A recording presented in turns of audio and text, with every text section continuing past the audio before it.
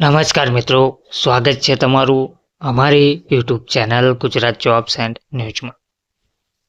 મિત્રો, સુપ્રીમ કોર્ટના નિર્ણયને લઈને એક મહત્વની અપડેટ સામે આવી છે. સુપ્રીમ કોર્ટના નિર્ણયના જે સંકેતો હતા તેને અમલમાં મૂકવા સરકાર વિચારી રહી છે. સરકારી શાળાના શિક્ષકોની મોટી ભરતી પણ આવી રહી છે. ખાસ બાળકો માટેના સુપ્રીમ કોર્ટના જે નિર્ણયના સંકેતો હતા તેનો અમલ જોવા મળી રહ્યો છે. વિગતવાર માહિતી શું છે તો સુપ્રીમ કોર્ટે તમામ રાજ્યો અને કેન્દ્ર શાસિત પ્રદેશોને ખાસ બાળકો માટે શિક્ષકોની મંજૂર જગ્યાઓ માટે સૂચના બહાર પાડવા અને પસંદગી પ્રક્રિયા તાત્કાલિક શરૂ કરવાનો નિર્દેશ આપ્યો છે. કોર્ટે એમ પણ કહ્યું છે કે વિવિધ રાજ્યોમાં કાર્યરત એડહોક શિક્ષકોને તેમની લાયકાતના આધારે નિયમિત કરવા જોઈએ. ન્યાયાધીશ સુધાંશુ ધુલિયા અને કે વિનોદચંદનની બેન્ચ એક જાહેર હિતની અરજી PIL પર સુનાવણી કરી રહી હતી, જેમાં ખાસ જરૂરિયાતો ધરાવતા વિદ્યાર્થીઓ માટે શિક્ષકોની અછત પર પ્રકાશ પાડવામાં આવ્યો હતો. સર્વોચ્ચ અદાલતે અવલોકન કર્યું કે રજનીશ કુમાર પાંડે વિરુદ્ધ ભારત સંઘ કેસમાં ઓક્ટોબર 2021ના ચુકાદા છતાં મોટાભાગના રાજ્યોએ હજુ સુધી વિશેષ શિક્ષકોની નિમણૂક કરી નથી. ઘણા રાજ્યોએ હજુ સુધી જરૂરી શિક્ષકોની મંજૂર સંખ્યા પણ ઓળખી નથી. સુપ્રીમ કોર્ટે કહ્યું છે કે દરેક રાજ્યએ 3 અઠવાડિયાની અંદર મંજૂર પદોની સૂચના જારી કરવી જોઈએ.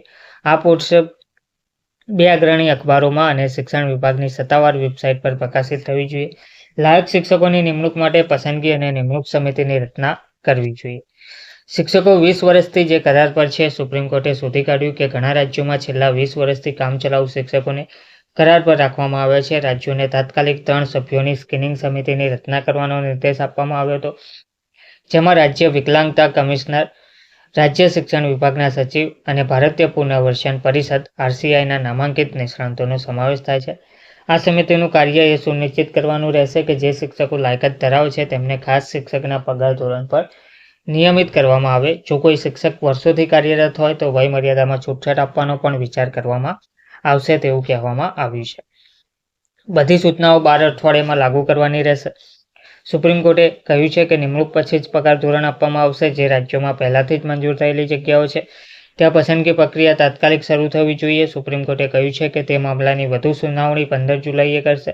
સુપ્રીમ કોર્ટે ખાસ બાળકોની રાજ્યવાર વિગતો પણ રજૂ કરી. યુપીમાં આવા બાળકોની સંખ્યા 3,01,718 છે. પશ્ચિમ બંગાળમાં 1,35,796 છે અને કેરળમાં 1,20,764 છે. તે જ રીતે દિલ્હીમાં આવા 32,398 બાળકો છે જે ખાસ બાળકો છે. સુપ્રીમ કોર્ટના આ નિર્ણયથી સંકેત મળી રહ્યો છે કે ટૂંક સમયમાં શાળાઓમાં સરકારી શિક્ષકો માટે મોટી ભરતી થવા જઈ રહી છે. ખાસ બાળકો માટે એક મહત્વપૂર્ણ પગલું લેવામાં આવી રહ્યું છે. આ નિર્ણય ખાસ જરૂરિયાત ધરાવતા બાળકોને ગુણવત્તાયુક્ત શિક્ષણ પૂરું પાડવાની દિશામાં એક મહત્વપૂર્ણ પગલું છે. સુપ્રીમ કોર્ટે ખાસ શિક્ષકોની નિમણૂક વહેલી તકે થાય અને કામચલાઉ શિક્ષકોને વ્યાજબી પગાર ધોરણ અને કાયમીતા મળે તે સુનિશ્ચિત કરવા માટે કડક સમયમર્યાદા નક્કી કરી છે. આ નિર્ણયથી આવા બાળકોને મુખ્ય પ્રવાહમાં લાવવામાં મદદ મળશે. ધન્યવાદ.